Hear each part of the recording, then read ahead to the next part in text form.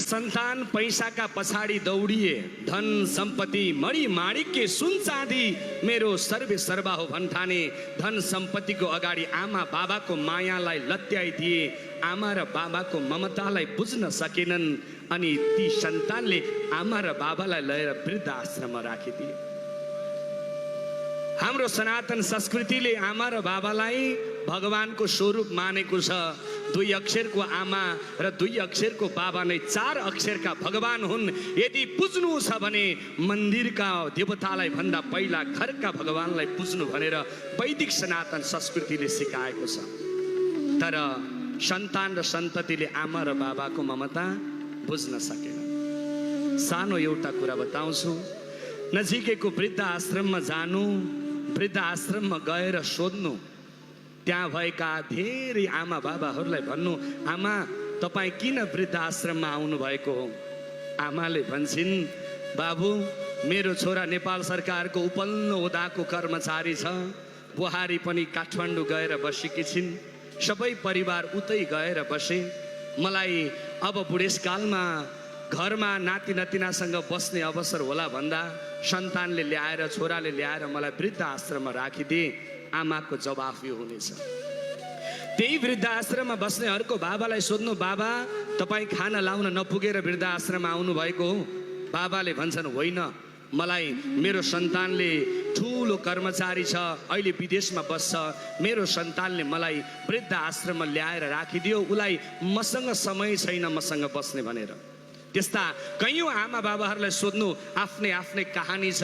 कसैले सन्तान ठुला कर्मचारी छन्, कसैका सन्तान अमेरिका छन्, कसैका सन्तान अस्ट्रेलिया छन्, कसैका सन्तान क्यानाडामा छन्। आमा बाबालाई बुढेसकालमा पाल्ने समय छैन। त्यो वृद्ध आश्रममा बस्ने आमा बाबाका यस्तै कहानी छन्।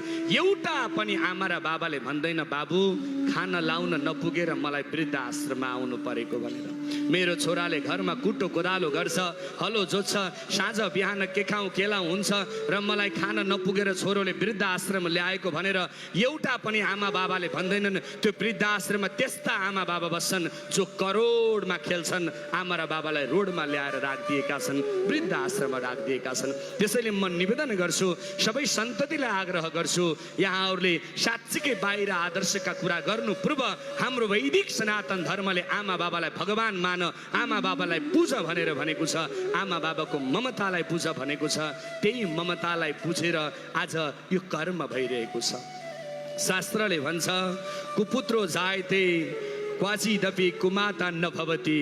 यो संसारमा कहिले पनि सन्तान एउटा पुत्र कुपुत्र हुन सक्छ, तर माता कहिले पनि कुमाता हुँदैन। त्यसैले आमा र बाबालाई खुब स्नेह गर, आमा र बाबालाई खुब माया गर। आमा र बाबाको अगाडि धन सम्पत्तिको तौल र मौल नराख, आमा बाबा त्यो हुन् भनेर भनेको छ। त्यसैले म निवेदन गर्छु, प्रिय सज्जन, प्रिय भक्त भागवतहरू, मर्ने हजार बाटाहरू छन् सज्जन, तर जन्मने बाटो एउटै छ, त्यो हो आमा। आमाको यो काखबाट जन्म लिइसके पछाडि यो धरामा त्यो आमाको ममतालाई बुझ, त्यो बाबाको क्षमतालाई बुझ र आमाको ममता र बाबाको क्षमता अगाडि कहिले पनि प्रश्न नगर। आमाको ममता र बाबाको क्षमता जति यो संसारमा शक्तिशाली केही हुँदैन। त्यसैले आमा र बाबालाई खुब माया गर। सकिन्छ घरमै भगवान मानेर पूजा, घरमै भगवान ठानेर पूजा। सक्दैनौ भने बाल योगेश्वर विजय श्री कृष्ण मूर्तिजी महाराजजी जस्तो साँच्चीकै एउटा सबैको सुपुत्र भएर आमा बाबालाई छोरीको घर ज्येष्ठ नागरिक आश्रममा राखेर पाल्नु भएको छ। जो सन्तान सन्तति आफ्ना जस्तै आमा बाबाहरू सडक पेटीमा रोएको देख्दा मन रोएको छ। त्यसैले छोरीको घरमा दिने माया जस्तै माया छोरीको घर ज्येष्ठ नागरिक आश्रममा छ। सबैलाई म विनम्रताका साथमा अनुरोध गर्छु, आज कलियुगमा आफ्ना लागि मात्रै मर्नेहरू छन्, आफ्ना लागि मात्रै गर्नेहरू छन्, आफ्ना लागि मात्रै अघि बढ्नेहरू छन्।